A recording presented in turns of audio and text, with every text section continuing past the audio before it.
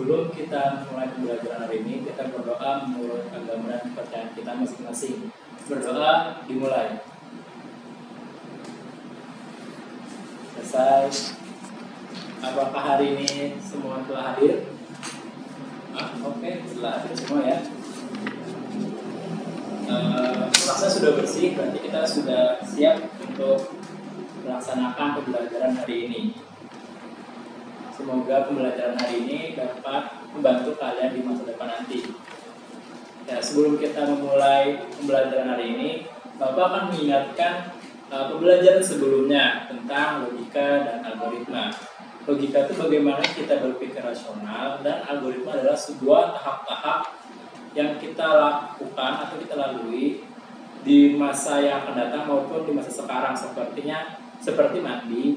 Mandi itu kan adalah algoritma, itu yang mana ada sebuah tahapan. Yang pertama mempersiapkan handuk, sikat gigi, dan lainnya. Nah, kenapa Bapak kemarin memberikan tugas logika tentang apa sih alasan kalian masuk di SNMPTN 3? Karena untuk jawaban tersebut, untuk bahwa Bapak mengetahui bagaimana alasan rasional kalian untuk memilih sebuah sekolah. Ya. Oke. Ada yang ingin bertanya dengan materi sebelumnya? Sepertinya tidak ada ya. Oke, kita lanjutkan saja. Bapak akan menyampaikan kompetensi dasarnya dulu sebelum kita mulai pembelajaran. Kompetensi dasar kita ini masih sama dengan yang sebelumnya, yaitu menerapkan logika dan algoritma komputer. Yang mana indikator pencapaiannya, kalian dapat menjelaskan konsep logika, dan kalian dapat mengurutkan prosedur fungsi-fungsi algoritma sederhana dalam kehidupan sehari-hari. Tapi materi kita hari ini adalah notasi flowchart, yaitu bagan alir. Oke, lanjut kita ke materi inti, yaitu pembelajaran kita. Nah, kita bisa lihat di proyektor apa sih bagan alir itu, atau yang sering dibilang flowchart. Bagan alir atau flowchart adalah bagan yang menampilkan algoritma atau langkah-langkah penyelesaian terhadap suatu masalah. Adapun alasan seorang menggunakan flowchart antara lain sebagai berikut.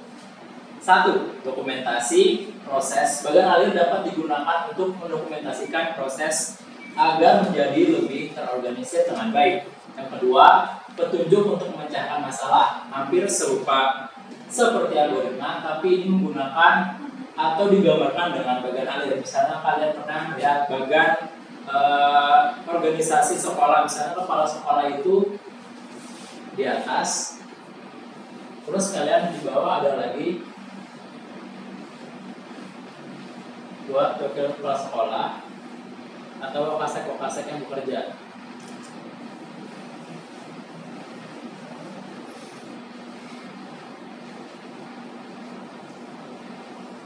Nah, di sini juga disebut bagan, tapi sekarang kita akan belajar tentang bagan alir. Nah, yang ketiga, bagan alir dapat digunakan untuk menggambarkan garis besar program yang akan dibuat. Itu masuk ranah pemrograman, seperti nanti masuk RPL, TKJ mungkin akan belajar bagaimana itu program, tapi kalian hanya mengetahuinya saja ya. Keempat, mengomunikasikan hal-hal yang bertahap atau prosedural, sama seperti algoritma. Nah, bagan alir tersusun dari berbagai simbol yang berbeda, dan setiap simbol memiliki kegunaannya masing-masing. Tapi untuk sekarang kita akan mempelajari simbol yang sering digunakan, antara lainnya adalah simbol mulai atau akhir, yang bisa disering bilang lonjong, mulai atau M tetap akhir. Nah, yang kedua adalah simbol keputusan, yang mana nanti adalah pilihannya ya atau tidak. Yang hijau adalah simbol proses, yang biru dan ada garis duanya ini adalah simbol subproses. Bagaimana sih simbol subproses itu? Simbol subproses adalah seperti kita ingin ke sekolah. Kita ingin ke sekolah itu pasti ada mandi, makan, dan pakai baju dan lainnya. Itu adalah subproses, misalnya seperti ini. Lanjut mulai. Misalnya ini adalah bagan alir berangkat ke sekolah.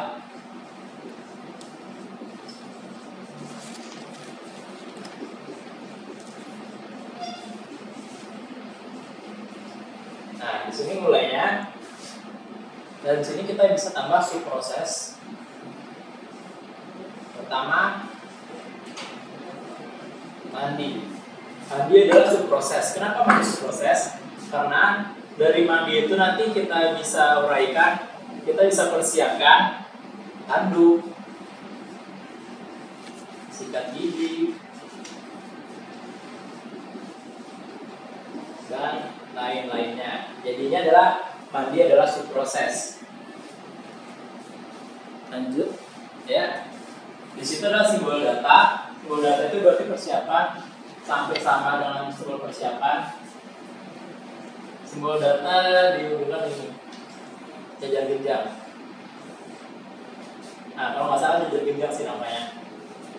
Ini simbol data.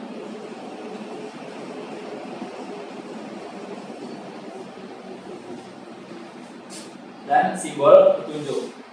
Ada juga simbol konektor, digunakan untuk menghubungkan suatu langkah dan langkah lain dalam sebuah flowchart atau bagian alir. Contohnya yang bulan ini adalah simbol on page yang digunakan sebagai titik awal penghubung suatu langkah, biasanya pada halaman yang sama. Nah, simbol on page digunakan sebagai titik temu penghubung suatu langkah, misalnya seperti ini.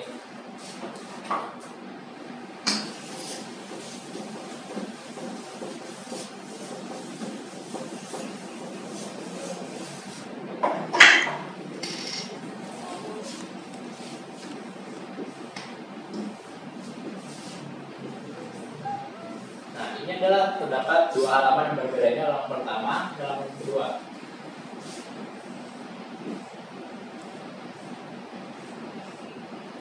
Ketika di halaman pertama sudah tidak muat, kita beri simbol on page yang mana bulat dan dilanjutkan kepada halaman kedua dengan simbol on page.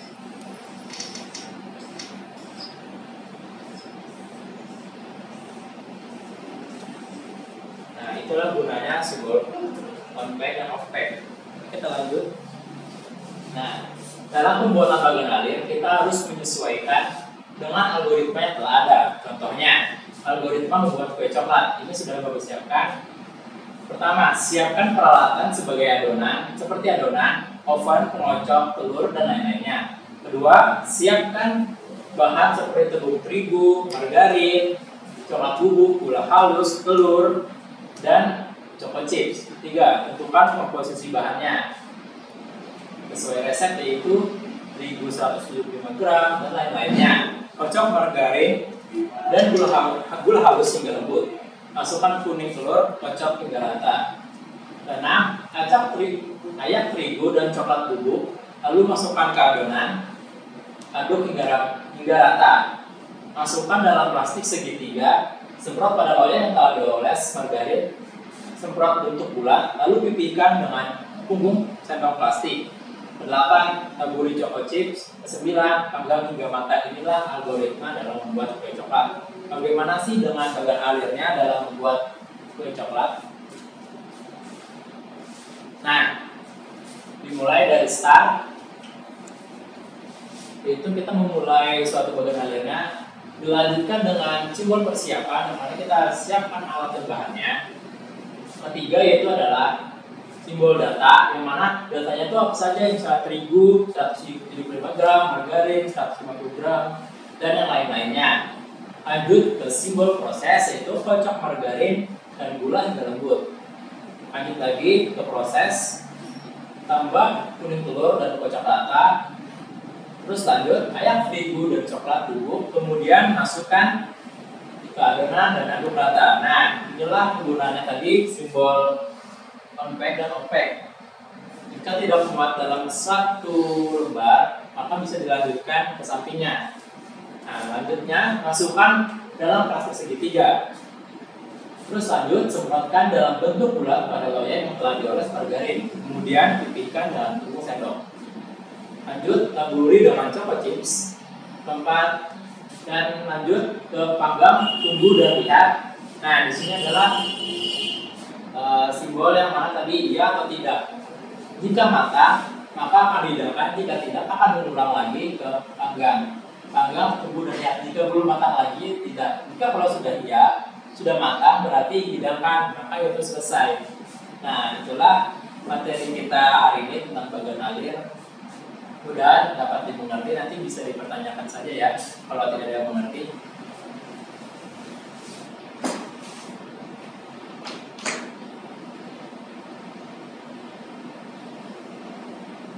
Silakan bisa dibaca ke materi yang telah Bapak bagikan dibacakan, bisa kalian lihat.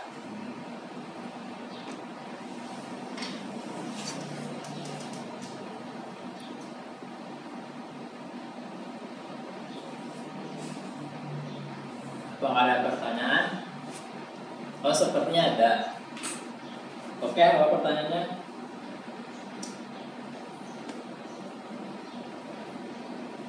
Iya bisa. Pertanyaannya tadi yang telah teman kalian sampaikan, bagaimana membuat algoritma dengan jurusan kami?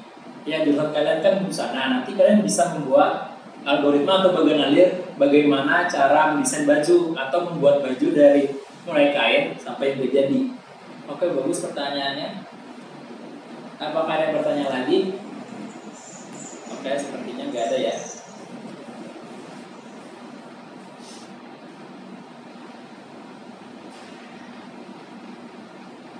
Nah, mungkin sampai di sini saja proses pembelajaran kita.